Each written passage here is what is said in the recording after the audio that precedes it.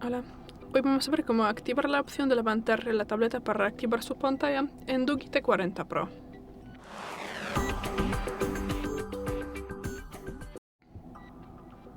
Para esto, pasamos a los ajustes. Luego entraremos en la pestaña pantalla aquí. Bajamos y nos interesa la última posición de levantar el dispositivo para activarlo. Tras eso, podemos salir, bloquearemos la pantalla y vamos a ver si funciona.